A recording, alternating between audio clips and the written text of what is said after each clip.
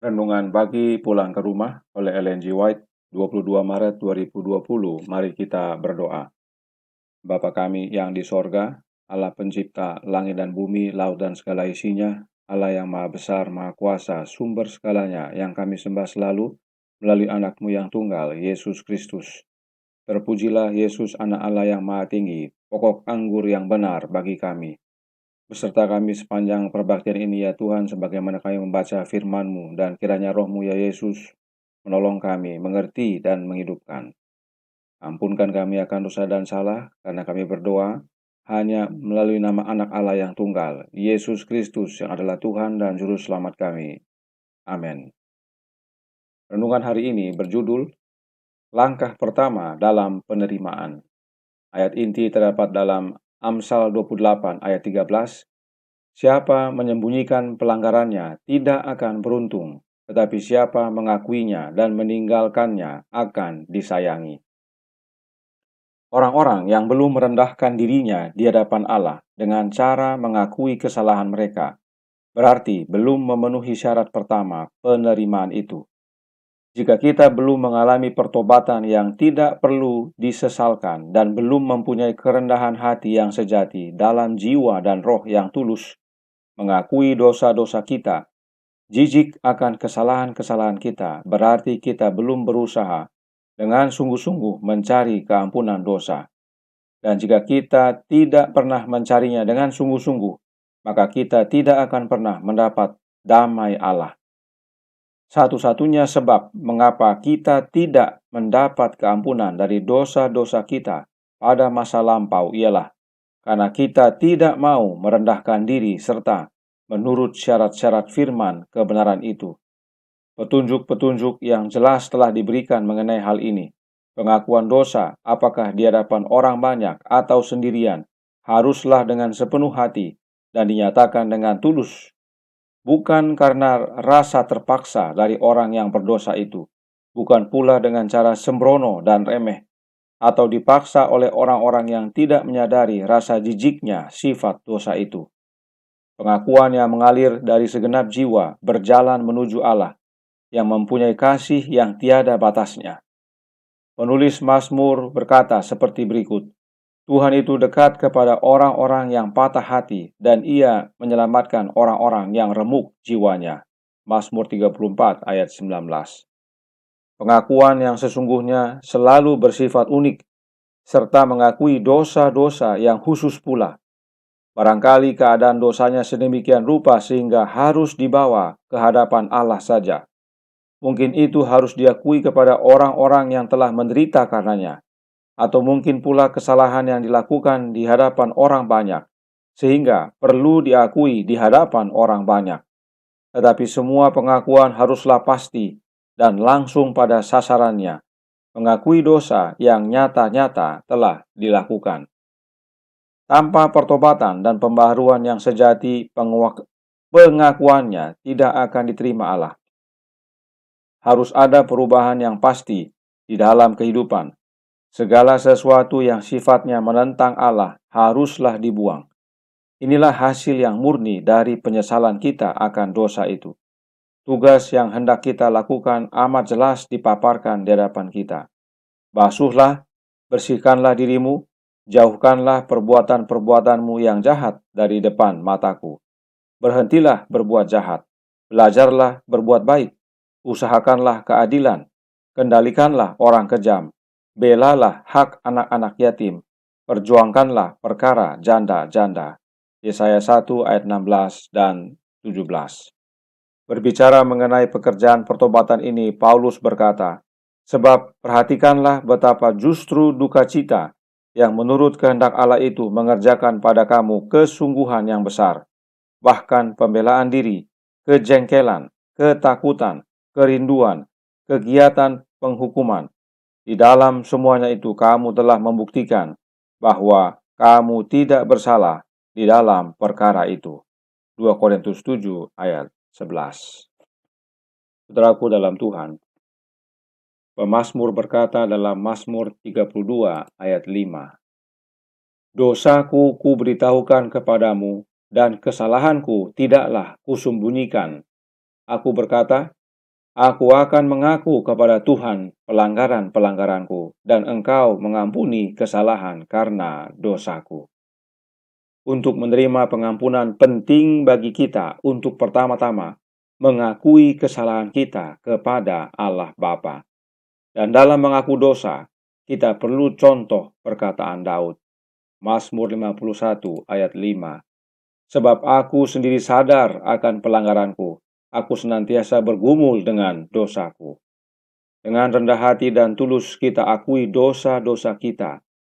Itulah sebabnya Yohanes nasihatkan 1 Yohanes 1 ayat 9. Jika kita mengaku dosa kita, maka Ia adalah setia dan adil, sehingga Ia akan mengampuni segala dosa kita dan menyucikan kita dari segala kejahatan. Roh Nubuat juga memberikan nasihat sebagaimana renungan hari ini nyatakan. Nasihat serupa bisa kita lihat juga dalam Gospel Workers, edisi 1892-1893, halaman 436, paragraf 3. Jika kita mengaku dan meninggalkan dosa kita, jika kita datang kepada Yesus dalam penyesalan dan kerendahan hati, mengakui ketidakmampuan kita untuk menghilangkan satu noda atau noda dosa, dan mengandalkan sepenuhnya pada jasa seorang juru selamat yang disalibkan, kita boleh mengharapkan pengampunan, karena kata-katanya dijanjikan. Dia telah mengatakan bahwa Dia akan mengampuni pelanggaran kita dan menghapus dosa kita. Langkah pertama untuk pengampunan adalah mengakui kesalahan dan dosa kita, serta mengakuinya dengan penyesalan dan kerendahan hati. Dan kembali, sebagaimana pelajaran sebelumnya, bahwa pertobatan itu adalah pekerjaan Kristus dalam diri kita. Kita mengakui dosa-dosa kita adalah oleh karena Kristus yang bekerja dalam hati kita. Ingat kembali nasihat berikut ini dalam surat 193 tahun 1903 paragraf 7. Kuasa pembersihan Roh Kristus mengikuti pertobatan dan mempersiapkan jalan bagi pengampunan dan pengudusan melalui darah yang dicurahkan di salib Kalvari. Inilah pentingnya memiliki Roh Kristus yang membersihkan. Karena dengan itu kita akui dosa, dan karena kita mau akui dosa, kita terima pengampunan. Roh Kristus inilah yang disebut Roh Kudus.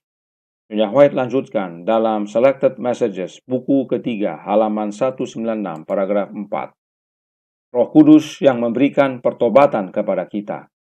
Yesus menarik kita kepada dirinya melalui agen roh ilahinya.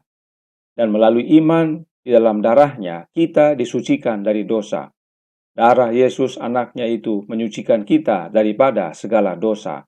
1 Yohanes 1 ayat 7. Jika kita mengaku dosa kita, maka Ia adalah setia dan adil, sehingga Ia akan mengampuni segala dosa kita dan menyucikan kita dari segala kejahatan. Ayat 9. Yesuslah yang menarik kita kepada dirinya melalui pekerjaan Roh Kudus-Nya, Roh Kudus Kristus. Sebab jika kita mengaku dosa kita, maka Yesus yang telah mati bagi kita akan mengampuni kita dan bahkan menyucikan kita dari segala kejahatan. Jadi, yang menarik kita supaya mau akui dosa adalah Yesus Kristus melalui kehadiran Roh-Nya yang kudus. Dan yang mengampuni kita adalah Yesus Kristus.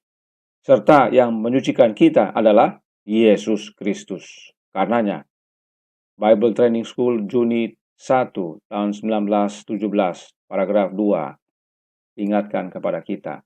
Mari kita merendahkan hati kita di hadapan Allah dan percaya bahwa Dia telah mengampuni semua pelanggaran kita dan mengampuni semua dosa kita. Mengapa kita perlu merendahkan diri di hadapan Allah? Sebab tanpa pertobatan dan pembaharuan yang sejati, pengakuan kita akan dosa dan kesalahan kita tidak akan diterima oleh Allah. Namun, jika kita mengaku dengan kerendahan hati, maka Dia yang setia dan adil akan mengampuni serta menyucikan kita. Pemazmur berkata dalam Mazmur 86 ayat 5, sebab Engkau, ya Tuhan, baik dan suka mengampuni dan berlimpah kasih setia bagi semua orang yang berseru kepadamu. Marilah kita datang kepada Allah Bapa melalui anaknya Yesus Kristus dengan kerendahan hati, mengakui dosa dan kesalahan kita, serta berseru kepadanya, memohon pengampunan. Maka Allah Bapa yang berlimpah kasih setia akan mengampuni kita. Tuhan memberkati, saya bawa dalam nama Yesus. Amin. Mari kita berdoa.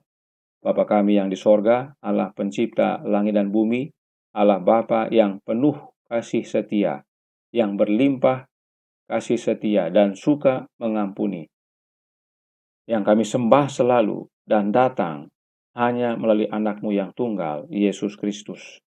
Pagi hari ini kami bersyukur dinasihatkan, nasihat yang penting bagi kami, agar kami datang yang pertama-tama kepada Allah, mengakui dosa kami, mengakui kesalahan kami. Dan itu hanya oleh karena pekerjaan Kristus dalam hati kami, melalui tinggalnya rohnya dalam hati kami. Karenanya kebutuhan terbesar kami adalah roh anak Allah, roh Kristus. Curahkan ya Bapa ke dalam hati kami, agar hidup kami hari demi hari diubahkan. Dengan kerendahan hati kami akui dosa dan kesalahan. Terima kasih atas kepastian ini. Kami serahkan hidup kami sepanjang hari ini, kehendak-Mu yang jadi.